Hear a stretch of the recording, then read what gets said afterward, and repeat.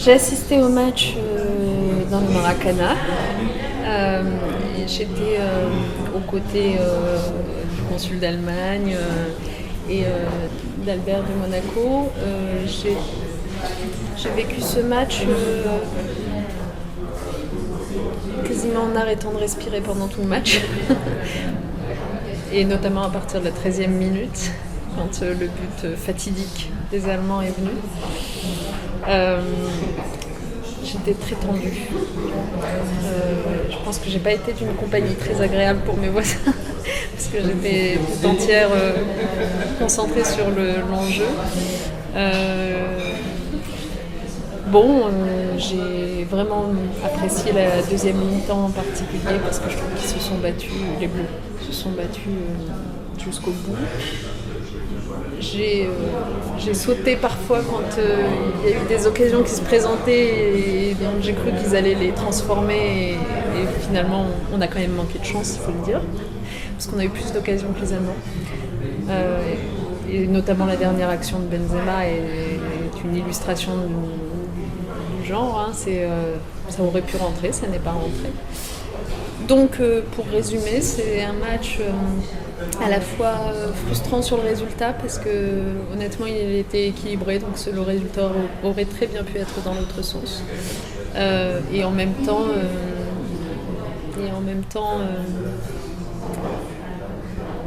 un match encourageant parce qu'on se rend compte que vraiment les Bleus ont réussi à créer quelque chose ici au Brésil, une équipe soudée, une équipe qui se bat jusqu'au bout, une équipe qui nous fait vibrer et sur laquelle maintenant on va parier pour l'avenir.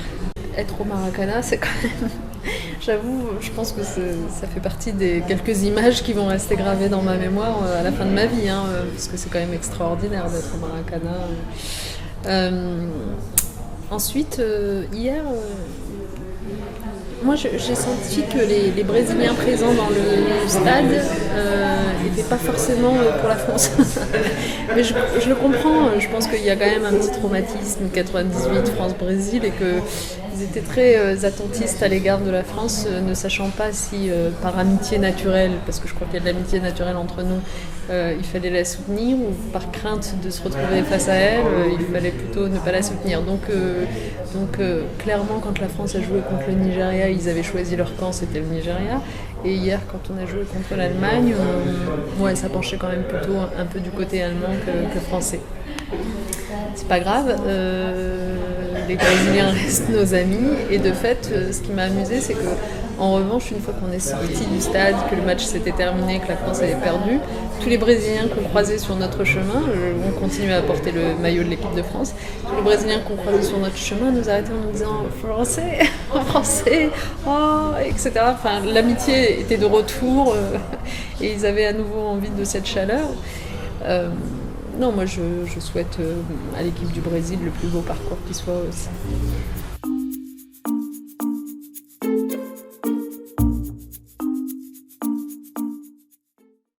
Non, je les ai pas vus cette fois-ci parce que je suis arrivée hier matin, que évidemment avant leur match c'était exclu de les déconcentrer et après le match je les ai vus abattus comme vous les avez vus sur le terrain et j'ai pensé que c'était mieux de les laisser reprendre leurs esprits tranquillement, de ne pas les ennuyer dans ce moment-là. Mais je les avais vus avant à Clairefontaine avec le président de la République il y a quelques semaines et puis à Porto Alegre où j'étais allée les accueillir quand ils sont arrivés pour leur match contre le Honduras. Et c'est une équipe qui fait plaisir à voir, c'est des jeunes gens avec lesquels on a vraiment plaisir à échanger. Il y a une bonne humeur, une bonne ambiance parmi eux, il y a une espèce d'humilité dans leur façon d'être, de simplicité. Ils ont conscience que c'est un honneur de représenter la France dans une compétition comme celle-là et c'est beau à voir.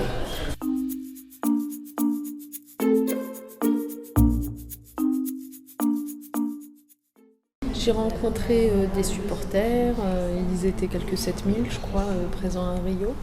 Je les ai rencontrés avant le match et je les ai rencontrés après le match, enfin dans la rue. je les ai beaucoup appréciés, les supporters que j'ai vus, parce que d'abord, ils sont venus de loin. Il y avait une vraie diversité dans ces supporters qui, pour beaucoup d'entre eux, étaient très jeunes, venaient de toutes les régions de France, avaient économisé depuis 3 ans pour pouvoir se payer le voyage, étaient de tout cœur avec les Bleus. Moi, je pense que le principal moteur des Bleus, c'est quand même leurs supporters. Donc, ils m'ont fait cette très belle impression. Et puis, après le match, je m'attendais à les voir complètement désillusionnés. Et en fait, ils continuaient tous à avoir la patate. C'est pour ça aussi que je le redis, c'est le début d'une aventure. C'est pas la fin d'une aventure, c'est le début d'une aventure. Les supporters avaient la patate parce qu'ils se disaient tous comme moi, mais finalement, cette équipe-là, c'est celle qu'on va retrouver pour l'Euro 2016. C'est super encourageant de voir que c'est une équipe de cette qualité, qui aura déjà eu cette expérience du mondial, qui va jouer en 2016. On met toutes les chances de notre côté pour l'emporter peut-être.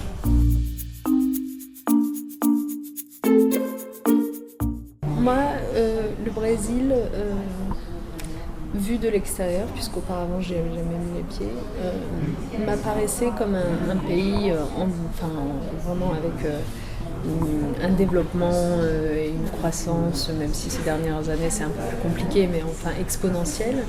Un pays jeune, dynamique, métis, mélangé. En venant ici, j'ai pu confirmer et conforter cette impression sur bien des aspects, la jeunesse, le dynamisme, etc.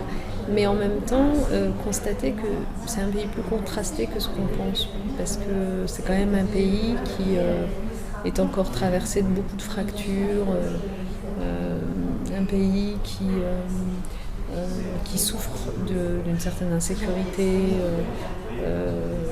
Voilà, donc c'est un pays qui, pour les autorités brésiliennes, présente des défis qui sont considérables.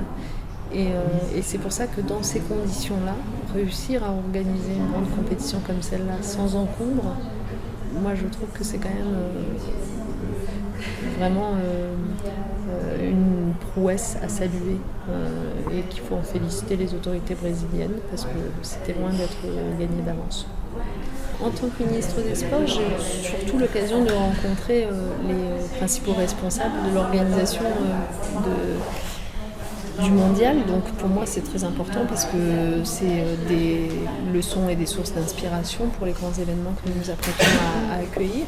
Vous voyez, sur la façon dont on organise par exemple autour de l'Euro 2016 les fan zones,